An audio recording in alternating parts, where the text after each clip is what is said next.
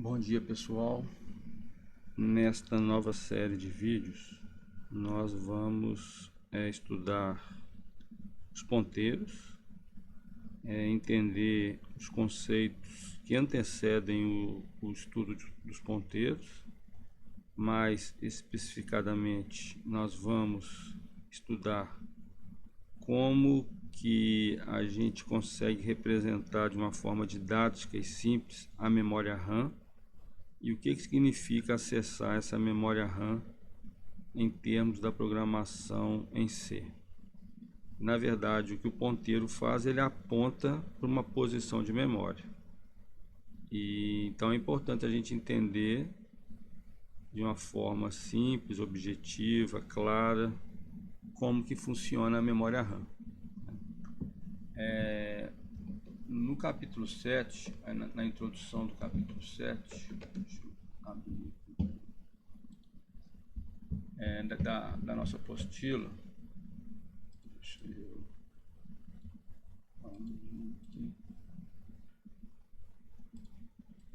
no início do capítulo 7, a primeira figura lá, a gente mostra um diagrama da pilha da memória RAM. A gente chama de pilha porque nós estamos empilhando caixinhas, e a gente chama de célula, e isso é uma representação didática da memória RAM. A memória RAM, depois eu vou mostrar para vocês, ela é um circuito digital. Então, vocês aprenderam lá portas lógicas, aprenderam, por exemplo, um flip-flop, um registrador, que trabalham com entradas digitais e saídas digitais. Então, uma porta lógica que tem duas entradas e uma saída, por exemplo, ela vai trabalhar zeros ou uns, 0 volts ou 5 volts, alto ou baixo, ligado ou desligado. E uma combinação dessas portas lógicas, elas vão gerando circuitos mais complexos. E um circuito complexo é uma memória RAM, é uma estrutura lógica que guarda dados.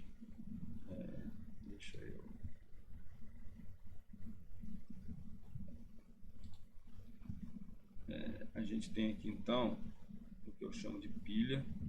Eu estou empilhando células.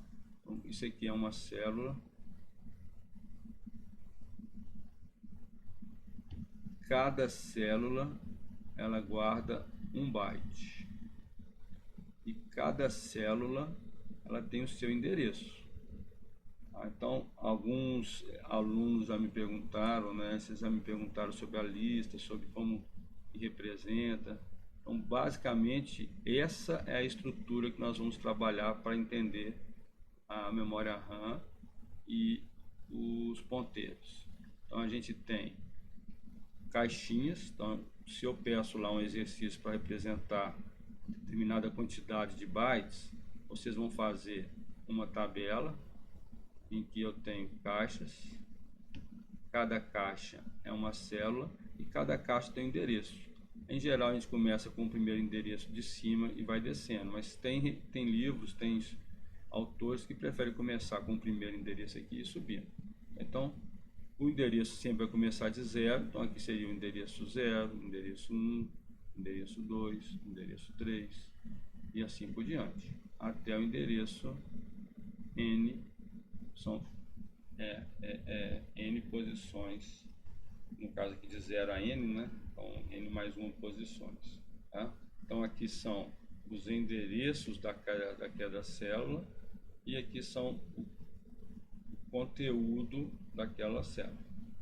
Ok? O que é o conteúdo? O conteúdo são números binários. Só que ao invés de eu representar, por exemplo, aqui AA, então ele vai guardar, cada conteúdo guarda 1 byte, no caso o AA se fosse número binário,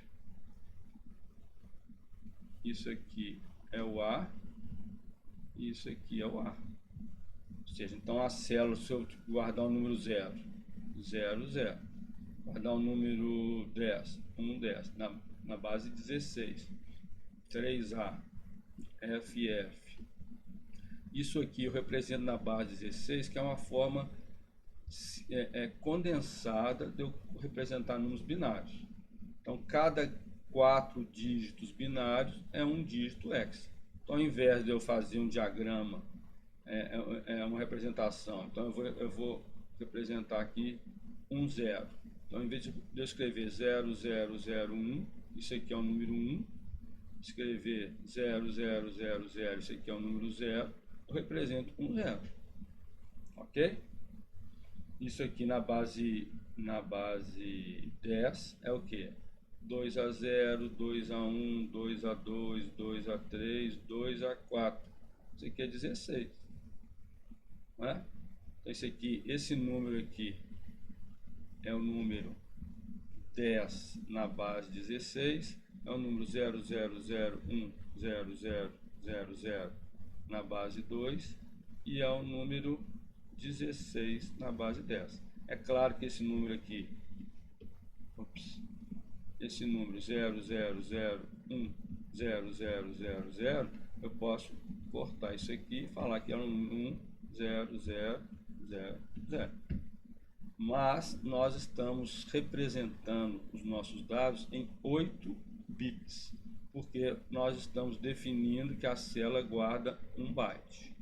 Então, para falar que eu estou usando 8 bits, eu completo aqui. Então, tem que ter 8 dígitos. Você tem 1, 2, 3, 4, 5, 6, 7, 8.